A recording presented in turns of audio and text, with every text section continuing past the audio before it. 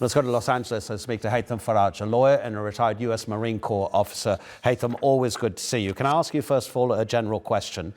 Your overall assessment of what we're seeing here. Are we already witnessing a war, or is there a greater escalation to come, which will just become even more dangerous?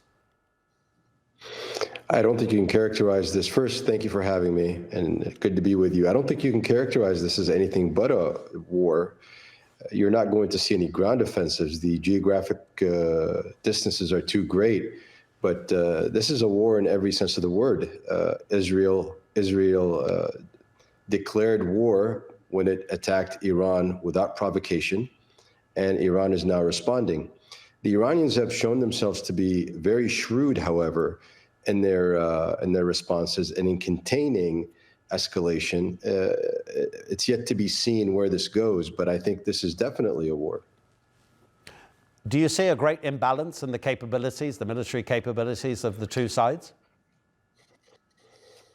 There is an imbalance, but it's interesting. You know, the sophistication of the Israeli capabilities, Air Force, also comes with great logistical and maintenance needs that must be met eventually. So the rate at which they're operating is going to decline. It cannot maintain this momentum without pause. Pilots have to rest, aircraft have to be maintained. There's a limited amount of rockets. We know that Israel is short on ammunition. Of course, the U.S. is more than willing to extend an air bridge to get ammunition over there, but this has been an issue for a while now. On the other hand, although less sophisticated, the Iranian missiles don't require maintenance, and they are mobile. So long range, or long term, I should say, I expect that the Iranians will be able to maintain a tempo of operations. 100 missiles a day will disrupt the Israeli economy, will disrupt Israeli life. Mohammed spoke about that earlier today. Israel cannot maintain an air campaign indefinitely, while Iran can. Israel is going to be much more effective in its targeting than the long-range missiles from Iran, but Iran will certainly be able to maintain a longer-term campaign that could disrupt Israeli life, Israeli economy, and destabilize this government.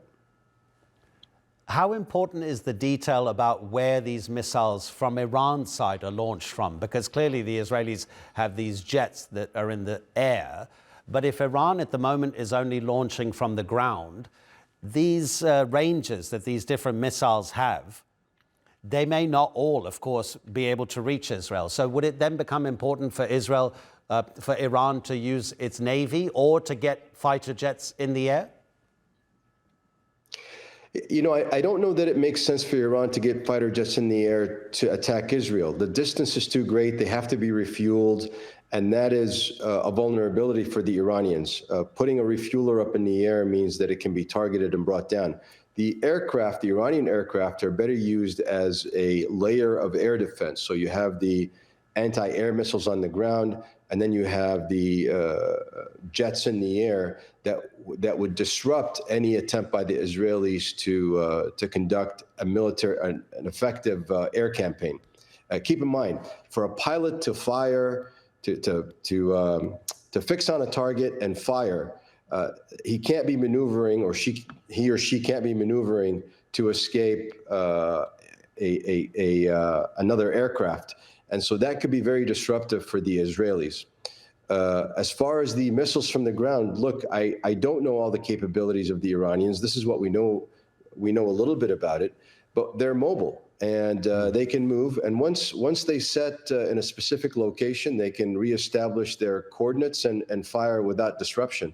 So I don't know that that the Israeli campaign on the Iranian missile batteries is going to disrupt their ability to fire effectively at the targets that they seek in Israel. If Israel's intention is to destroy or severely degrade Tehran's ability to develop a nuclear weapon, how easy is it to achieve that in a limited time frame? In other words, could this take months of periodic strikes, if that's Israel's aim, which it seems to be? Adnan, I have to admit that I'm not an expert on Iran's nuclear capabilities. Mohammed had some thoughts on this, and so I'm going to not venture an answer. However, we do know that some of the Iranian nuclear facilities are built deep into mountain facilities, and these are set that way to be able to withstand nuclear attacks. And so I don't think conventional weaponry will be very effective. But again, I don't have sufficient knowledge of Iran's nuclear capabilities to be able to intelligently give you an opinion. I do want to say, though, that no one is speaking about this idea that Israel gets to police some other country's nuclear capabilities when Israel itself is not a member of the Nuclear Non-Proliferation Treaty, and it doesn't recognize its authority inside Israel.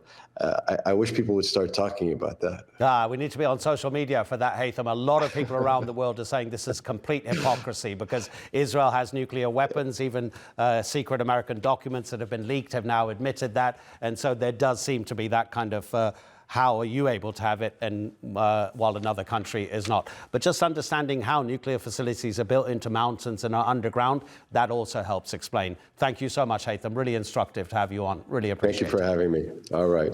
Take care.